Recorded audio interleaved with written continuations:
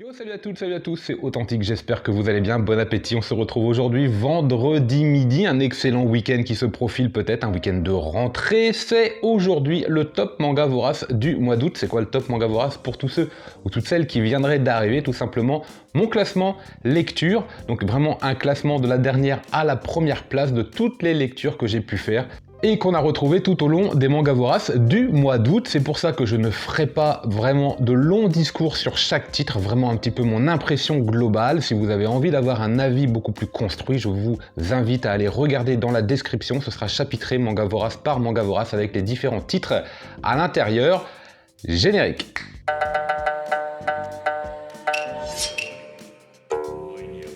25 titres donc aujourd'hui, on démarre tout de suite à la 25e place et le très décevant, il faut dire, Tougen Anki, de même qu'à la 24e place, le tout autant décevant Komi cherche ses mots. Alors pourquoi je vous place ces deux-là, 25e, 24e d'un coup? Tout simplement parce que je n'ai pas trouvé mon compte, ni dans le shonen de baston que j'attendais avec Tougen Anki, ni dans la comédie romantique que j'attendais avec Komi cherche ses mots. J'avais regardé l'animé pour Komi, là c'était une vraie découverte. Tous les ingrédients qui font un shonen se trouvent dans ces mangas, avec un air de déjà vu en ce qui me concerne. J'ai lu beaucoup trop de titres qui possèdent tous les ingrédients de Tougen Anki et tous les ingrédients d'une comédie romantique, de façon mieux faite, de façon mieux construite, de façon plus originale que dans ces deux titres. Donc je passe facilement mon chemin. Pour vous dire, j'ai même arrêté la lecture systématiquement avant la fin des premiers tomes. Ça arrive pas souvent, mais ça arrive, et le portefeuille est content.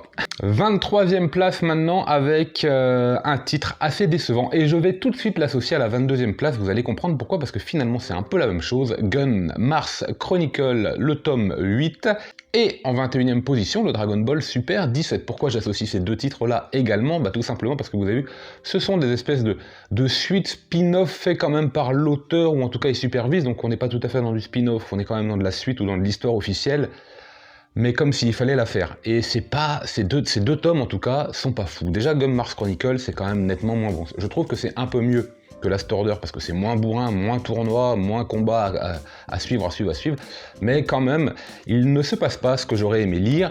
Et j'ai trouvé ce tome relativement ennuyant, tout comme le Dragon Ball 17, le Dragon Ball Super, tome 17. Alors celui-ci, c'est pas que je l'ai trouvé ennuyant, il se lit vite, il se lit bien, il est frais, c'est vrai que c'est dynamique, c'est vrai que ça enchaîne, et c'est un petit peu ça le problème, c'est qu'on en a beaucoup trop, par petits bouts comme ça, par petites respirations, ça ne fait que ça. On retrouve en plus pas mal de codes dans ce tome-là qu'on avait déjà connu dans Dragon Ball Z, Vegeta qui pète un plomb, enfin bon bref, je vais pas trop vous spoiler, mais c'est de la redite, et pour le coup ces deux tomes là je les ai trouvés assez poussifs. On verra par la suite, mais voilà, c'est en fin de classement pour ce mois-ci. 21e position maintenant, on passe au maître de l'horreur, un des maîtres de l'horreur, un des pionniers peut-être, Kazuo Umezu, et La Maison aux Insectes. C'est un petit recueil d'histoires courtes qui essaye de vous faire peur. Bon, moi la mayonnaise, elle n'a jamais pris avec ce titre, je vous l'avais dit.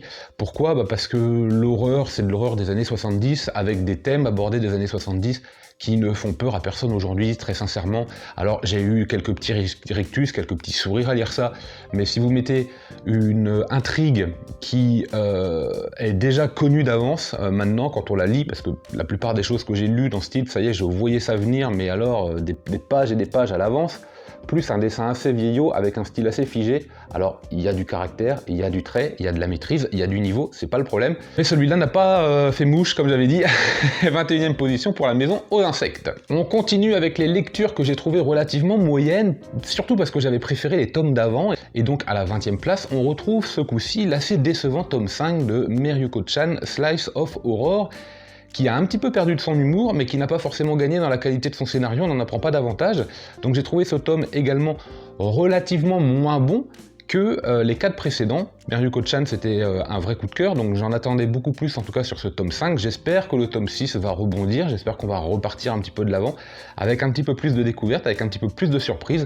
Là, j'ai eu l'impression d'être tombé sur un tome un peu routinier. L'auteur avait trouvé pendant les 4 premiers tomes ce qui marchait, et finalement, dans ce 5e tome, bon on a freiné un petit peu, on a réutilisé tous les ingrédients qui venaient de marcher pour en faire encore un petit peu, pour traîner un petit peu en histoire. Bon, 20e place pour Meryuko-chan ce coup-ci, je suis quasiment sûr qu'il gagnera des places au prochain coup, parce que ça reste un très bon manga, enfin en tout cas moi j'en attends beaucoup. 19e pour un manga, c'est quasiment la même chose. Ce tome-ci était un petit peu moins bon que les 3 premiers, un manga relativement intelligent, une espèce de slice of life un peu étrange, qui va quand même pas mal porter son intention sur les conditions féminines du point de vue des femmes, et on a quelque chose d'assez violent, d'assez cru, d'assez génial par moments, d'assez détestable par d'autres. C'est Jika Haru, Sex Worker in Another World, et honnêtement, bon, celui-ci est un petit peu plus gratuit, si j'ose dire, que les tomes précédents. Il y a un petit peu moins de réflexion, on est plus dans de la consommation, on est plus sur des attitudes masculines un peu dégueulasses. Alors, ça fait le travail parce que ça vous pète à la tronche comme ça, mais je ne l'ai pas trouvé aussi riche que les autres. 19e position pour Jika Haru ce mois-ci. Ce tome, je l'ai également trouvé un petit peu mou par rapport au tome précédent. Je n'ai pas eu l'impression de passer un bon moment de lecture. Je trouvais que ça n'avançait pas, je trouvais qu'il y en avait partout, je trouvais qu'il n'y avait pas beaucoup de révélations. Asadora, tome 6, honnêtement, l'histoire n'avance absolument pas, j'ai trouvé, dans ce tome. Ça fait partie du classement, vous avez l'édition, vous avez le dessin, vous avez la sensation que j'ai eue à la lecture, et j'ai pas eu une sensation, je me rappelle pas avoir été satisfait en tant que lecteur quand j'ai terminé ce tome. Il s'est rien passé quoi, donc est-ce que c'est un tome de transition? Ok, mais les tomes de transition ça veut dire quoi au final? Ça veut dire que c'est un tome où il se passe rien, mais on va quand même l'acheter et le lire, on pouvait pas passer directement au tome 7, c'est presque le cas, j'ai l'impression que c'est presque le cas. Faudrait que je relise tout à la limite dans sa globalité pour voir à quel point il arrive à s'incruster dans l'histoire ou non, mais là, honnêtement, j'étais un petit peu perdu, et je vous l'ai dit, il y en avait un petit peu partout et nulle part à la fois, donc Asadora arrive un petit peu en fin de classement pour ce coup-ci. 15e place maintenant pour une découverte et un manga tout à fait spécial, parce qu'il raconte quelque chose qui s'est passé à la Japan Expo, donc celui-là, quoi qu'il arrive, je m'en souviendrai, et il restera là, de toute façon il est même pas à moi. Arena, par le chef Otaku et Clarity, donc on est chez Vega Dupuis, il est à la 15e place. Alors c'est une espèce de manga, comic, webtoon, BD, vous mettez tous les ingrédients que vous voulez, il y a de l'heroic fantasy, il y a de la science-fiction, il y a une espèce de d'isekai, enfin bon bref, il y a énormément de choses, il y a une espèce de tournoi survival un peu shonen forcément aussi, il y a beaucoup de références, mais la recette elle prend, les ingrédients sont pas jetés comme ça, on verra bien ce que ça donne, non, au contraire j'avais trouvé dans Arena, même si, je vous l'avais dit, c'est pas forcément un titre que j'irai acheter et que j'irai continuer, mais j'en ferai la lecture volontiers si j'ai l'occasion. Ça marche. Les ingrédients donnent quelque chose d'assez sympa au final, la recette prend, elle est réussie, et il faut le dire, donc il est en 15e position, j'ai passé un bon moment de lecture avec un plaisir de découverte. C'était beaucoup mieux que ce à quoi je m'attendais, donc c'est la bonne surprise, 15e place pour Arena. Ça a été un gros coup de cœur pour San Thomas, ça l'est encore pour le tome 2, mais c'est de la redite, alors bon voilà, après il y a les sensations de lecture, j'ai adoré le lire, mais je savais déjà à quoi m'attendre. Ça veut pas dire que les titres que je propose à la 15e, 14e, 13e place, tout ça ne sont pas bons, ça veut dire que pour cette émission-là que vous regardez, j'ai envie de faire un classement, c'est pas facile, vraiment pas facile, mais la plupart des mangas, honnêtement, je les recommande, et encore une fois, allez regarder des mangas voraces pour avoir un avis beaucoup plus détaillé. 14e place pour Coq de Baston, tome 2 chez Mangetsu, édition limitée comme ça, cover brillante. Ça, c'est une petite caricature du shonen avec énormément de références, mais on ne se moque pas, on respecte, et on passe à un moment très savoureux avec un Coq très fort à la Saitama, qui a des allures, qui a des pectoraux, qui est absolument génial. D'autres personnages font leur apparition, ils combattent des espèces de monstres, des espèces de kaiju, il y a pas mal de références. Moi j'ai trouvé là, dans ce tome, qu'il y avait une référence à Junji Ito. Est-ce que vous l'avez vu ou pas? Est-ce que vous êtes d'accord avec moi ou pas? N'hésitez pas en commentaire à apporter votre pierre à l'édifice. Et puis, n'hésitez pas aussi à le dire si vous n'êtes pas d'accord avec le classement, comment vous auriez fait, ou vous, quel est le vôtre, surtout. Ça fait plaisir, on est là pour ça, on est là pour échanger, donc n'hésitez surtout pas. Celui-ci est 14e, vraiment, c'est une bonne comédie de baston shonen un peu décalée, un peu what the fuck, mais quand même pas. Moi, je le recommande si vous aimez tous ces genres-là, parce qu'il fait vraiment, mais vraiment bien le travail. Alors pause, je me suis complètement planté, celui-ci était 17e tout à l'heure, et celui-ci 16e, je me suis mis complètement planté. Bref, on arrive maintenant à la 15e position avec un auteur très culte, un titre que j'ai aimé découvrir, aimé trouver surtout, parce que c'est un titre, j'étais passé à côté tout le temps et j'avais envie de découvrir Hirohiko Araki et son Rohan au Louvre, édition Futuropolis, format BD sans lecture japonaise, full color. Moi, je vous le conseille, si vous avez envie de découvrir l'auteur et que vous n'avez pas envie de vous lancer dans Jojo, vous aurez un aperçu un petit peu de l'univers et du délire de l'auteur. C'est très sympa, c'est une espèce d'histoire courte finalement, un peu Jojo-esque, et ça passe très très bien, honnêtement. J'ai passé un bon moment de lecture. Ceci dit, je préfère les aventures longues à la Jojo, je préfère les longs cycles, mais ça marche, je suis très content de l'avoir trouvé, j'avais envie de l'avoir dans ma mangatech, dans ma collection, je le relirai avec plaisir, donc celui-ci est en 15e position. Encore une fois, si vous voulez découvrir l'auteur à faible coût, c'est une très bonne opportunité, je pense. 14e position, on retrouve Kazuo Umezu avec ce coup-ci un titre que j'ai pas mal aimé parce que là on est sur une histoire longue, mieux construite, plus intéressante, avec plus de pression, avec plus d'intensité, avec du coup un petit peu plus de méfiance par rapport au personnage, à ce qui pourrait se passer, un peu plus d'inconnu et de mystère, un peu plus d'incompréhension également parce qu'on n'en dit pas trop, c'est pas révélé comme ça très très vite, et du coup je trouve que ça marche mieux. L'horreur, le sentiment d'angoisse, d'insécurité est beaucoup plus présent que dans La Maison aux Insectes, en tout cas c'était un petit peu mon point de vue. La Femme Serpent, que je peux conseiller si vous avez envie de découvrir Kazuo Umezu, pourquoi pas. L'école emportée, baptisme, je suis Shingo, entre autres. Si vous ne connaissez pas, voilà, maintenant vous savez. Bah écoutez, c'est l'édition Le Lézard Noir. Alors c'est vrai que ce sont des éditions particulières, sans cover, comme ça, avec ce... Alors, si vous vous demandez pourquoi c'est rouge et blanc, allez regarder un petit peu Kazuo Umezu, tapez sur Google et regardez un petit peu ses tenues vestimentaires et vous comprendrez. Voilà, La Femme Serpent, vous aimez l'horreur, les mangas un peu vintage, vous avez envie de découvrir d'autres auteurs, vous avez envie de vous lancer comme ça dans des genres qui sont d'un autre temps, parce que ça reste des années 70, alors là, quand même, on est d'un autre temps. 14e position pour La Femme Serpent. Naoki Urasawa était tout à l'heure un peu perdu dans les tréfonds du classement avec Asadora et son tome 6, mais il revient en 13e place avec Hatsum, un recueil que j'ai vraiment aimé lire. Je suis fan des recueils, ces petites histoires comme ça qui permettent de construire, de voir un petit peu comment un auteur s'arrange avec son univers, s'arrange avec ses ingrédients. On sent tout de suite un petit peu le talent. Là c'est plus du talent, c'est du génie de toute façon. Hatsum et Naoki Urasawa, pour moi, c'est une grande réussite. Il y a pas mal d'histoires, beaucoup m'ont plu. Certaines sont très courtes et excellentes, notamment la dernière, j'ai adoré. Ce petit ton décalé, franchement, ça fait mouche avec moi, mais c'est génial. L'ensemble des autres histoires est très intéressante. En tout cas, elles permettent vraiment de voir le travail de Naoki Urasawa, de vraiment comprendre son univers. Ces thématiques qu'il préfère, vraiment, il n'y a pas beaucoup de surprises ni dans son trait. Je suis particulièrement bon client de Naoki Urasawa, ça marche à chaque fois, donc il est 13e de ce mois-ci avec Hatsum. En 12e position, c'est un tome 2 sur 3 d'un thriller qui a été un véritable coup de cœur avec son tome 1. Un tome 2, pas qui redescend en pression, mais qui n'en raconte pas trop, puisque le dénouement arrive au prochain tome, donc on place vraiment l'ensemble des puzzles, vous savez, on les retourne, on les met par couleur, et là, au tome 3, on va tout assembler, on va voir le final. Donc celui-ci, c'est la préparation au final, donc un petit peu moins d'intensité que dans le premier, avec la joie de découvrir, la joie d'ouvrir la boîte, la joie de regarder, tout ça, c'était la surprise, ok.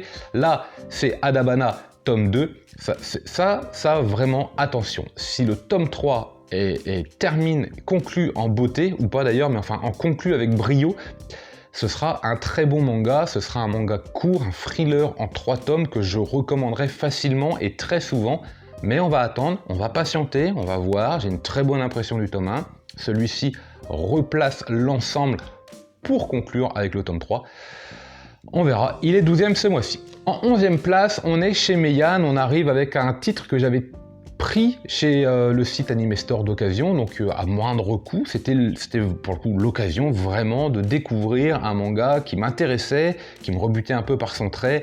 Finalement, j'ai passé le cap parce que là, c'était vraiment à moindre coût. Mon bourreau de père est enfin mort et je ne regrette absolument pas cet achat.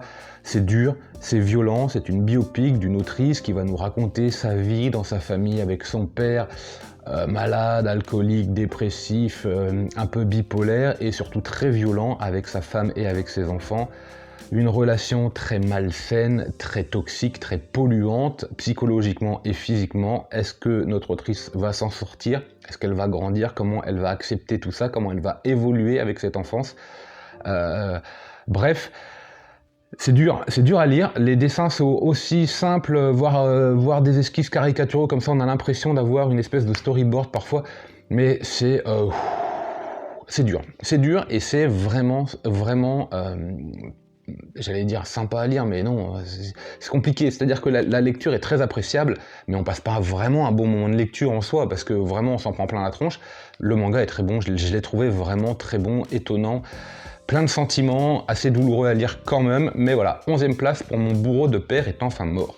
Il est temps de rentrer dans le top 10, il est temps d'ouvrir bien ses oreilles, et justement au top 10 on a Mimikaki, l'étrange volupté auriculaire, faut que je relise un petit peu le titre, c'est quand même assez compliqué, qui va nous parler de l'art du nettoyage d'oreilles, qui est véritablement un art au Japon, par l'auteur de La Cantine de minuit. C'est très sympa, si vous avez aimé La Cantine de minuit, ces petits chapitres comme ça qui se succèdent, qui n'ont pas forcément de lien, qui vont nous raconter un peu la vie d'un quartier, la vie de quelques personnages, qui se rendent dans un endroit pour passer comme vous allez chez le coiffeur, en fait, là on va se faire nettoyer les oreilles, et puis forcément autour de cette pratique, qui est un vrai art et qui est presque érotique d'ailleurs par moments, vous avez quelque chose d'assez savoureux, parce que les différents personnages vont expliquer pourquoi ils y vont, sur quelle situation, on va comprendre, on ne va pas forcément expliquer, mais on va les voir vivre et évoluer dans le quartier, et puis finalement ça va finir par se passer dans ce lieu, avec cette séance, et c'est un petit peu comme pour La Cantine de minuit, où on voit les clients arriver au restaurant et raconter un petit peu ce qu'il s'est passé dans la journée, et on finit par être avec eux, on finit par les connaître, c'est fini par être des potes, c'est presque ça, avec ce côté un peu plus éloigné, beaucoup moins intime, parce que là on est dans quelque chose, dans une pratique très respectueuse, il y a moins ce côté jovial et déconne qu'il peut y avoir dans La Cantine de minuit, mais c'est exactement fait sur le même format, et c'est très très bon. 10e pour Mimikaki. 9e place pour l'excellente boucherie qui est Shigurui. Là on est sur du samouraï, il y a du combat, il y a des corps, alors le format est nickel pour lire ça, parce que les dessins sont grandioses, les corps sont malmenés, déchiquetés, broyés, arrachés, mis en pièces dans tous les sens. C'est compliqué, c'est carnassier, vraiment carnassier, c'est très prédateur comme manga, et avec des dessins, je vous l'ai dit, très très riches, et un scénario qui va très vite, du tome 1 au tome 7 pour l'instant, je crois que c'est en 10 tomes, si je dis pas de bêtises. Comment ça va se finir? Je crois que c'est environ en 10 tomes, comment ça va finir? Assurément par un carnage. On en redemande en tout cas à chaque fois, c'est une très grosse surprise, un très bon manga de samouraï dans un style tout à fait unique, que je peux recommander absolument si vous aimez le genre. 8e place maintenant pour la découverte post-apocalyptique, une commande de Kiyun qui sera en 7 tomes. Profitez-en, le tome 2 est offert avec l'achat du tome 1, c'est Tsugumi Project, et c'est vraiment très sympa, des dessins un peu poussiéreux, un univers plutôt sombre, plutôt inquiétant, plutôt dangereux, où la survie et en plus la réalisation d'une mission dans un monde très dangereux, post-apo, post-nucléaire, avec des monstres énormes, enfin bref, on sait pas trop où on est, on comprend pas tout, on est plutôt impuissant là-dedans, et le manga nous le fait bien comprendre par l'histoire, par les dessins, par l'ambiance, ça marche, les contrastes sont bons, il y a du noir, on a vraiment cette sensation d'avoir le danger un peu partout dans ce Tokyo jungle hostile, post-apo, c'est plutôt sympa, c'est une bonne surprise, une bonne réussite, j'espère que l'intégralité des 7 tomes sera vraiment bien foutu. En tout cas, j'ai passé un bon moment de lecture à la découverte. C'était pas un achat, c'était la découverte des tomes 1 et 2. Et je vous l'avais dit, je ferai la série, je vais l'acheter. Donc je ne peux que vous la recommander, et bien sûr. 7e place maintenant pour la nouveauté chez Akata, nouveauté qui arrive là en septembre, elle est sortie fin août, Mon mari dort dans le congélateur, avec une espèce de manga psychologique, un drame passionnel, quelque chose d'un peu fantastique, de mystérieux, de psychose aussi, de folie, on sait pas trop où on va, toujours est-il que le manga démarre avec notre héroïne, notre personnage principal, qui a tué son mari et qui l'a foutu dans le congélateur. Ce n'est pas du spoil, pourquoi? Parce que ça se passe en 3 cases. Dans les 3-4 premières cases, c'est comme ça. Donc vous n'aurez absolument aucun spoil, le fait que je vous le dise là ne change absolument rien. Un événement coup de théâtre va arriver très très vite et va nous permettre un petit peu de comprendre comment on en est arrivé là. C'était vraiment très bon, ce sera en 2 tomes, je n'ai qu'une hâte, découvrir la suite et voir un petit peu comment ça se conclut, si c'est bien foutu, si c'est bien pensé, parce que c'était une grande réussite. 7e place donc pour Mon mari dort dans le congélateur. 6e place, l'inévitable Gannibal, alors je vais pas en donner des tonnes, c'est excellent Gannibal, on est chez Meian, c'est le tome 10 sur 13, et on avance, et on avance, et on avance, et il y a énormément de révélations, tome après tome, et ça y va, et ça y va, et à la fin de chaque tome, vous savez ce qu'on se dit? C'est tout. Voilà, c'est exactement ça, Gannibal. C'est savoureux, si j'ose dire. On se délecte de la lecture de Gannibal, qui porte bien son nom. Si vous ne savez pas de quoi je parle, allez voir les Mangavora, je vais pas trop vous spoiler, c'est vraiment connu, c'est recommandé partout.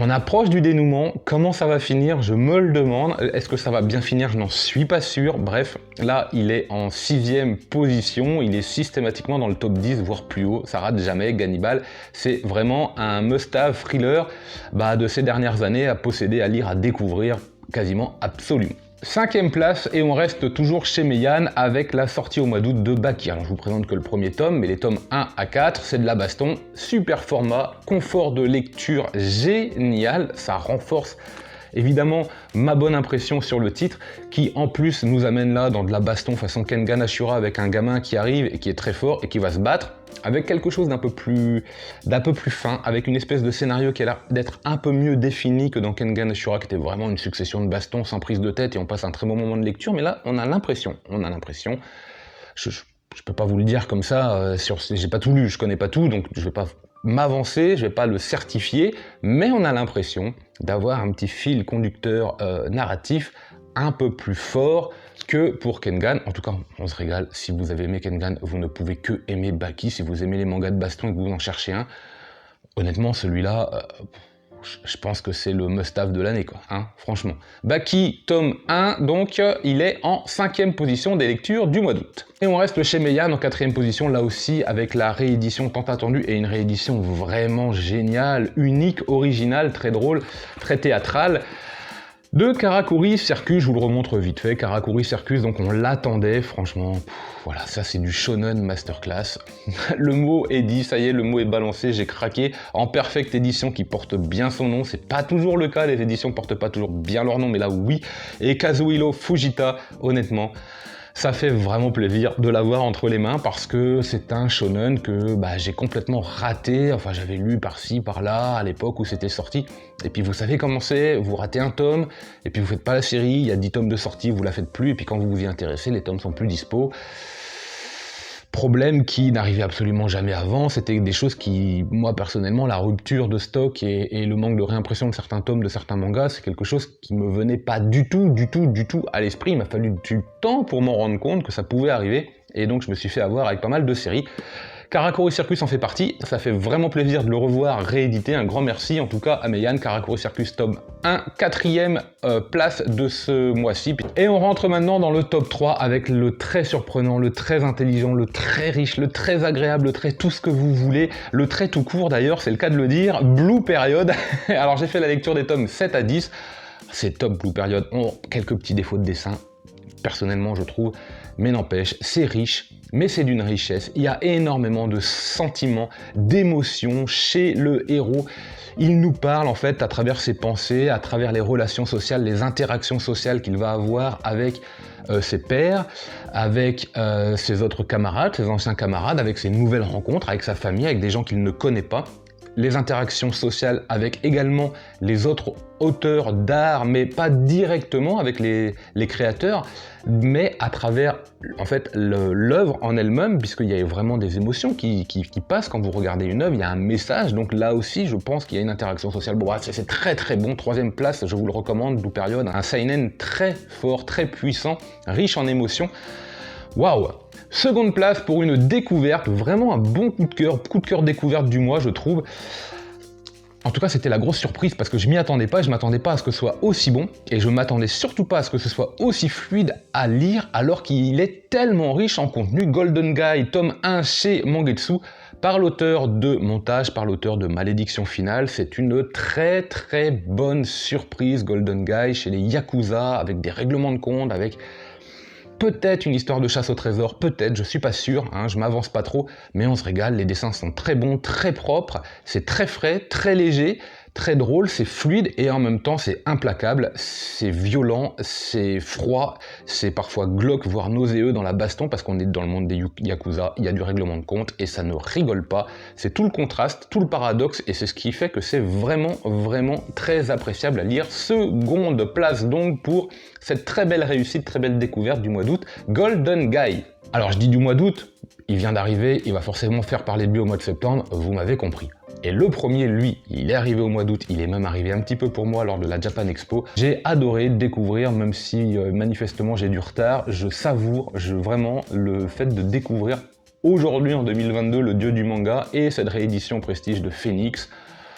génial, franchement génial, je ne peux que le mettre en numéro 1, ce serait un sacrilège de ne pas le mettre en numéro 1. Quand vous connaissez la date à laquelle ça a été fait, quand vous lisez, si vous avez arrivé à mesurer, à être objectif dans le temps, avec ce qu'il se trouve là-dedans et les mangas qui sortent aujourd'hui, avec toute l'historique du manga, avec toutes les influences, honnêtement là vous vous dites mais Phoenix c'est fou quoi, c'est fou. Alors c'est un gros pavé, ça fait son prix, c'est un budget forcément, c'est du seinen, c'est pas forcément à lire à tous les âges non plus, je le conçois, d'ailleurs moi je le lis très tardivement, n'empêche c'est une vraie réussite, tant dans l'édition que dans le récit, ça je vais pas revenir dessus. Pouh, Tezuka, il n'y a pas à dire, il n'est pas surnommé le dieu du manga pour rien, première place donc pour Phoenix. Eh ben écoutez, voilà, c'était le top manga vorace du mois d'août. J'espère que vous avez passé un beau moment, moi oui. Je vous donne rendez-vous pour le mois de septembre avec plein de vidéos. Lisez plein de mangas et moi en attendant, je vous dis